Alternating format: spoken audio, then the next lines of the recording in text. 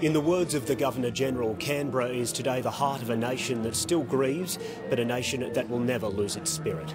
The flags at Parliament House were flying at half-mast this morning, and here in the Great Hall, politicians, diplomats, victims' families and survivors have attended the National Memorial Service, and they've reflected on all that was lost that night. We remember futures cut short, potential snatched away in a heartbeat, lives left shattered. That fateful night, the unspeakable horror of terrorism came to our backyard. In a moving tribute, victims' families shared photos of the loved ones they lost, and while it was a moment of sombre reflection, there was also a message of hope. Burns specialist Dr. Fiona Wood was instrumental in the aftermath of the tragedy, saving the lives of those who were badly burnt and helping them rebuild their lives. I remember one patient, a triathlete, a young woman, whose injuries were beyond comprehension. And the first thing she said when she came out of her coma was, "I'll never run, will I walk again?" I said, "You walk, you'll run, you will race."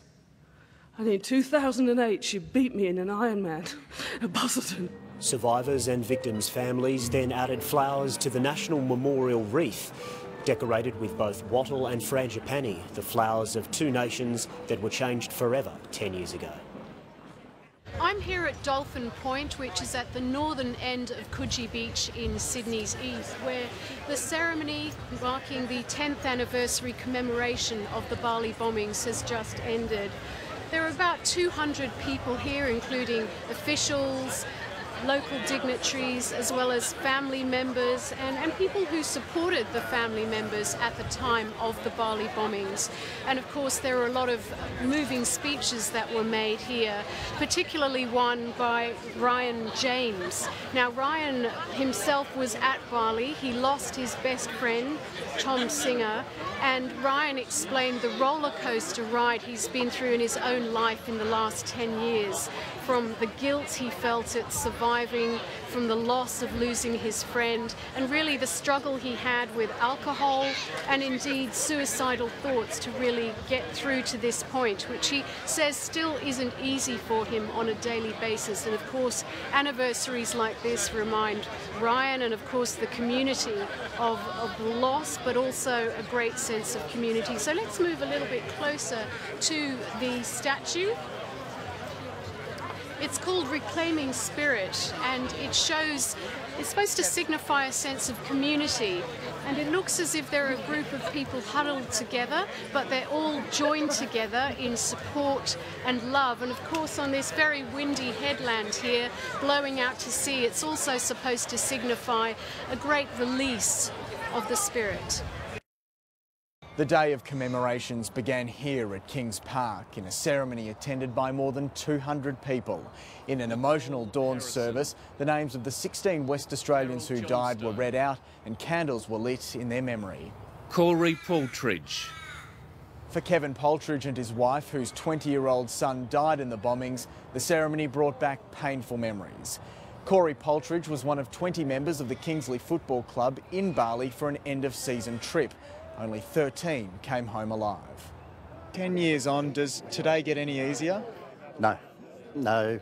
There's never, when you lose a child, it's always terrible. But the way we lost our kids, we just can't comprehend that they were taken in such a way. You can understand if they were killed in a car accident or surfing or something like that.